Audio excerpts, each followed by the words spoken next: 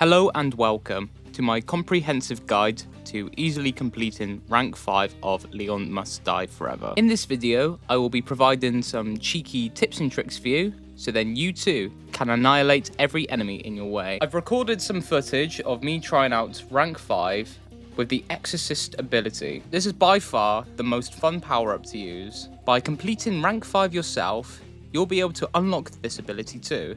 But anyways, with all of that out of the way, let's just get right into business. Daddy, chill. Just to ensure everyone is on the same page, let me explain the rules. To complete any rank, you need to reach the final area and defeat Victor Gideon within a very strict time limit. The higher the rank, the less time you have to finish. But as a little heads up, death is permanent, meaning you have to start back all the way from the beginning if you die or run out of time. There's a plethora of ways for you to overcome this challenge. You always begin your journey at the level 1 Wrenwood streets. Your goal is to reach any red glowing door that you feel comfortable taking next. What you decide to do next is entirely up to you. I highly recommend taking the level 5 door to the care center. I'll explain why later in the video. You can also find weapons via loot boxes that look like this, or killing special enemies in the game. In addition, you must defeat enemies to gain points for your ability enhancer.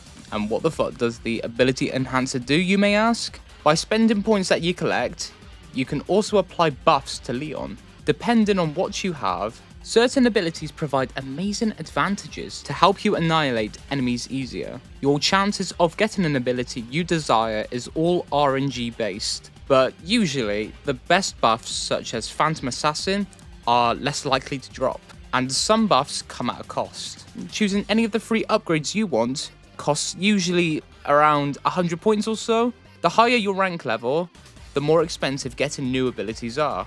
If you're not happy with any of the free abilities that are randomly generated, you can spend some of your points to re-roll for a more favourable boost. The cost to re-roll is also dependent on rank and how many times you've re-rolled, so spend your points wisely. There are some very obvious abilities that are absolute game changers. The priority is the gold coloured abilities. Any of these are a must. Just don't re-roll too early in the game because your chances of getting them are pretty slim. Moreover, you can permanently upgrade the gold abilities via the extra content shop. Furthermore, other great abilities I always prefer to get are Armed Up, Parry Recovery, Soul Sucker, Scatter Shots, and Streamlined.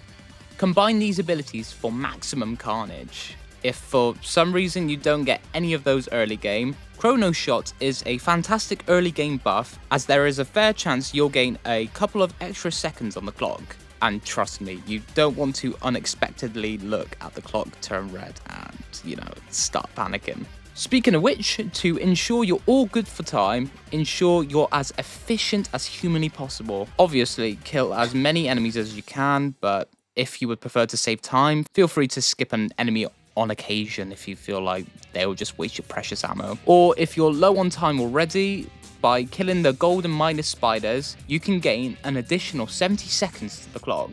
Or you can find the changing coloured spiders for a chance to gain 120 seconds by killing it when it turns green. Just please don't kill them when they're red. You can unlock these creepy crawlies by spending challenge points at the extra content menu. Just don't delay too much. Waiting too long may cause the spiders to die. The more you play, the more you'll remember the ones that spawn more often. Most enemies will be your bog standard run-of-the-mill zombie. Use the weapons that you've picked up throughout the whole game to kill. A great trick I like to use to kill them effectively is to shoot their legs with a shotgun or sniper rifle, and once you're shown the prompt to finish them off, use your hatchet to slice off their heads like the badass you are. On level 5+, just be extra careful in case some turn into blister heads in certain locations like the gambling room. Moreover, you'll notice some enemies will either be red or blue, and no, they aren't like the ones from Romeo and Juliet. Killing these special enemies are crucial. Due to the fact that they have a high chance of dropping a new weapon, or sometimes an expansion slot.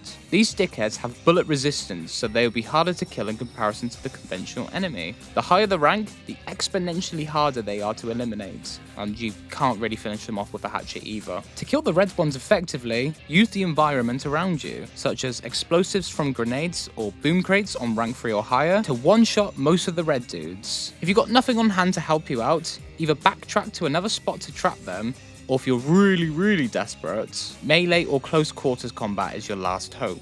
For the blue bastards, always ensure that you parry them first to weaken them enough to kill them quickly. You only have a couple of seconds to do so. You'll know this when they change colour from a dark blue to a slightly brighter blue.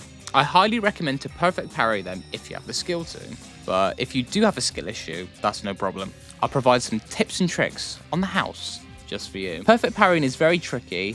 Even for skilled players, it's quite the challenge. Due to the short time window you have to counterattack enemies, ideally for this, ensure that there are at least 1 or 2 zombies, no more than that.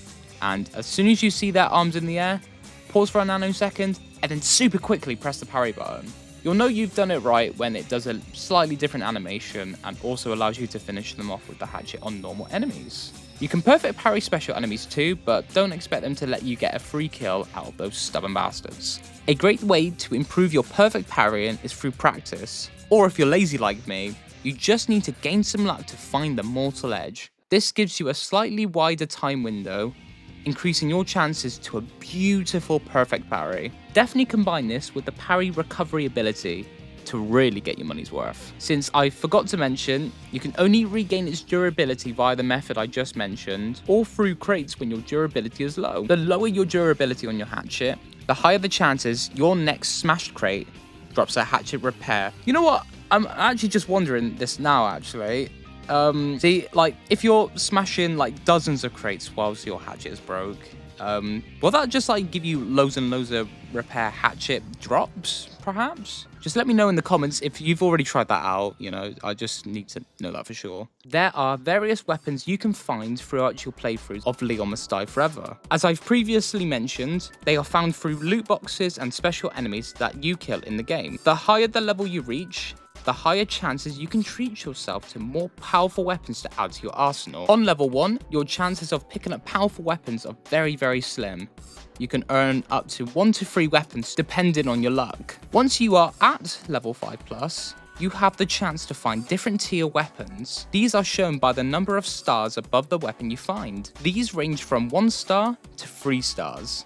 And to no one's surprise, 3 stars is best. The higher the level you're on, the better chances you have to obtain weapons with more stars. To increase your chances of getting higher tier weapons, keep any low tier weapons in your inventory, since it's impossible to receive any duplicates. Keeping weapons in your load means that you flush out all of the fodder, meaning you're more likely to pick up weapons with a higher star rating. It is possible to get a more desirable weapon to gain more stars with this simple gambling trick.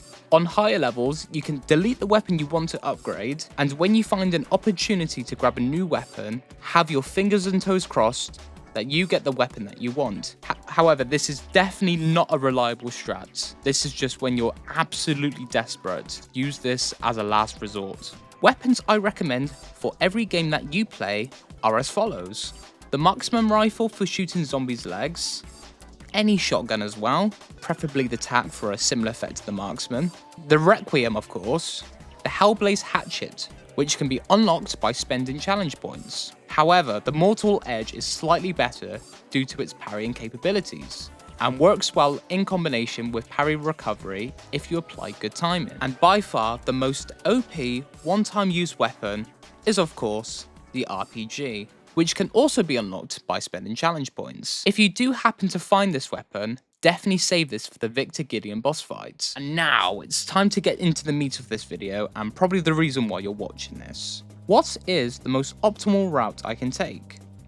Well, my friend, that's quite easy. On level 1, you can either melee the zombie or you can shoot him in the head. Always pick up the first box and hope for the best that you get a shotgun or sniper. Shoot the first zombies in the legs and finish them off with the hatchet. Or if you want to save durability, feel free to just aim for the head instead. Kill the fireman zombie as soon as possible and make sure he's roughly in the middle of the road, just so then it's easier to kill any red zombies you may face. Just be careful though, because sometimes a red enemy will spawn prematurely. If you're not happy with any of these results, just retry a new game straight away because it won't really affect you too much.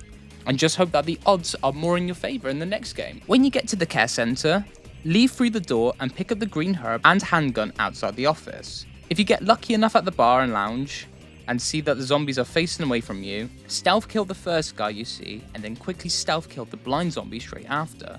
And pop the spider if you see them, chilling where the safe usually is. Also, be sure to pick up your second green herb at the bar and lounge as well. Head into the second floor office and kill enemies you see there.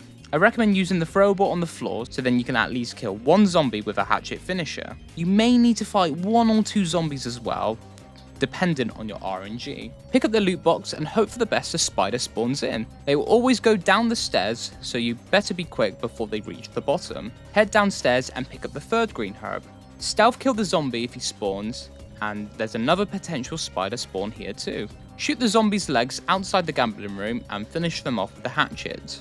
Remember to smash crates if your hatchet durability is low or broke. Pick up the green herb in the gambling room and a slot expansion to gain extra points for your blood collector.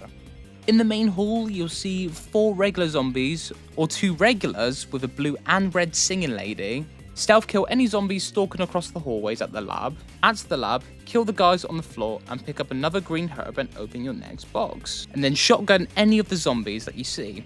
If any of them are red, feel free to throw the weapon from the floor into any red zombie. So as a little heads up, when you pick up the pantry key, be wary that the cook may spawn in at any moment. And if the chef is not there, he'll be a blue variant, and to be fair, on rank 5, I'd rather a red one than a blue one. You can backtrack to this floor weapon here, just in case you haven't used it here. Counter-attacking the chef, it's very difficult. He can do a one-shot attack towards Leon. Be careful when fleeing through, as if you go too far, the chef will instead camp at the stairs, blocking your way to the Raccoon City streets. If you have somehow done all that, get to the kitchen and kill the spider if possible. Just above the kitchen equipment, next, enter the pantry room and use the key that you collected. Here you'll find an expansion slot, a requiem bullet, plus another chance to get a badass weapon. Moving forward, go left and hope a spider spawns either at the end of the hall or in one of the bathroom stalls. Double check that you've collected your next green herb by the sink. And the other is just outside the dining table room. Once you have entered the dining table room, shoot the explosive barrel, and there's another spider spawn just underneath the table as you enter. Enter the freezer room and kill the zombie chilling on the floor. Check for a spider in the room on the floor too. Be careful when you leave though, as there's a good chance 3 special zombies will spawn. Kill them so then you can get 3 weapons. With all of the blood collector abilities you may have accumulated over time, you should hopefully be powerful enough to kill these 3 guys with ease. Now head back all the way to the stairs, just past the waiting room, and head upstairs. Check for a spider spawn in the lead researcher's office, head into the conference room and use your barrel against any nearby zombies. If the chef is still alive and you have no environmental weapons whatsoever, this explosive barrel is your last chance to kill the chef for good. And now you can enter the door that leads to the Raccoon City streets. You've now entered the Raccoon City streets. Here's what to do next. Head under the ladder near the gas station and pick up the green herb. In addition, it's up to you if you want to grab the grenade above the ladder, but only do this if you have plenty of time to spare. Grab the medical injector and grenade by this dead body as well. Stealth kill the 2 zombies, and then kill the spider if it spawns in. Pick up this green herb here, head down through this road and look out for another spider. Climb the container and open the loot box. On your way back to the first container, just pick up this green herb and repair your hatchet, and pick up another medical injector. Enter the apartments, kill the spider if they spawn on the ground, and then open the ammo box and head upstairs. Jump off the balcony and ensure that you have a shotgun on hand. Quickly headshot this zombie as many times as you can until he's on the ground. Next, kill the 2 zombies above you as they jump down. This saves you time and can sometimes save you from potential incoming damage. The zombies will only jump down once you're in the middle of the room. Use the crank and circle back upstairs. Unlock this door here and head upstairs. It's up to you if you want to shoot the box dangling from the roof. It provides an extra slot expansion and gives some blood collector points too. But only do this if you need to. On the roof, kill the first guy here by any means necessary. Listen out for potential spider spawns here. Then hide under this house and kill this zombie here. Waiting for an explosion first before heading out into the next house. Kill this zombie here and snipe the other dude above you. And then kill this spider here as well if need be. Head upstairs and hide under this house until the roof collapses. Head up this ladder here and run away from the zombie carrying the explosives. Then quickly parry this zombie here. If you do get lucky, you can kill both zombies by shooting the grenades when both zombies are close together. Snipe the last turret dude here and release all of your artillery power against the horde of freaks. Now that you're in the clear, pick up any cheeky loot that you see, and now you can open the box, open the slot expansion case, and I wish you all the best of luck for the final boss. I'm hoping you at least got the RPG for this because that would definitely make your life a lot easier. But if you do not have the RPG to kill Victor Gideon instantly, all you need to do is parry, parry, parry. Use all that you have against Victor, but ensure that you don't waste ammo when he isn't taking damage. Quickly stop what you're doing, and then you wait until he's vulnerable again. Repeat the process, and open any crates if your hatchet is low, assuming Victor hasn't already blown them up prematurely. With enough patience and luck, you should have hopefully defeated Victor. Victor Nemesis is so easy, just pop the spots and just parry against his ginormous hands. And with that, you have done it! You've officially cheesed your way through Leon Must Die Forever. I hope this video was more informative than some of my previous playthroughs on the Resident Evil franchise. If these tips and tricks worked out for you, subscribe and like this video if you had fun trying out all of my advice. And just remember, think smart, not hard.